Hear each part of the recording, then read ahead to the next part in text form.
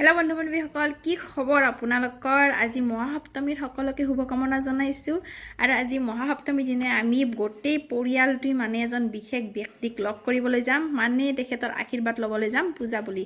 আৰু সেই বিশেষ ব্যক্তিগৰাকী কোন হয় আপোনালোকক মই দেখুৱাবলৈ চেষ্টা কৰিম। আৰু আপোনালোকে ভিডিঅ'টো শেষলৈ চাই থাকিব যে সেই বিশেষ ব্যক্তিগৰাকী কোন হয় আচলতে।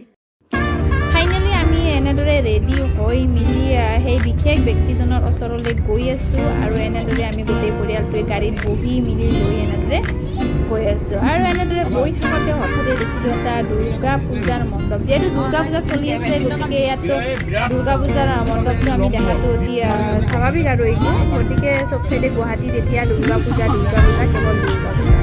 আৰু এনেদৰে আমি গৈ থাকিলোঁ সেই বিশেষ ব্যক্তিজনৰ আশীৰ্বাদ ল'বলৈ। আমি পূজা গৈ গৈ গৈ গৈ ফাইনেলি আমি সেই ঠাইখিনি পাই গ'লোঁ। আৰু ইয়াতে আৰক্ষী ৰখি আছে, আৰক্ষী বিষয়া এনেদৰে ৰখি আছে। আৰু ইয়াত পাৰ্মিশ্যন ল'ব লাগে সুধি মেলি। যিহেতু মোৰ হাজবেণ্ডক সকলোৱে চিনি পায়, গতিকে বিশেষ একো কৰিব লগা হোৱা নাই আৰু আমাক চিধাই তাত সোমাব দিলে। আৰু ফাইনেলি আমি সেই মানুহজনক লগ কৰিবলৈ গোটেই কেইজনে এনেদৰে গৈ আছোঁ।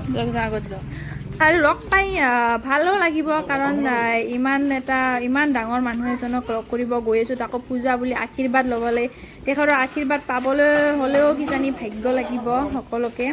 তো এনেদৰে গৈ গৈ গৈ গৈ আমি তেখেতৰ ঠিক জেগা পালোঁ। আৰু তেখেত বৰ্তমান ওপৰত আছে, তলত নামি আহিব। আৰু এনেদৰে মানুহ ৰখি আছে তেখেতক লগ কৰিবলৈ।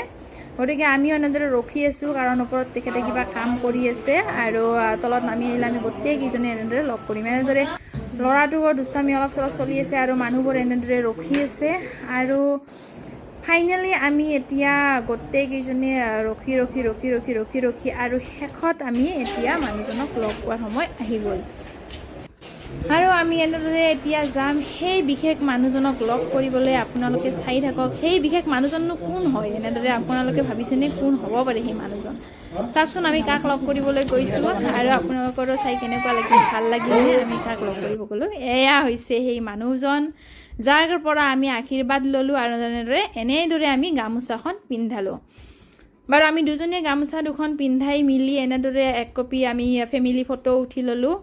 আৰু মই একপি চেলফি উঠি লৈ মিলি এতিয়া আমাৰ বিদায় যাবৰ সময় হ'ল। আৰু বেছি সময় লগ কৰিব নোৱাৰি, বৰ বেছি 5 বা 10 মিনিটৰ সময়ৰ কাৰণে লগ কৰিব পাৰিম। আৰু এতিয়া আমি ফাইনেলি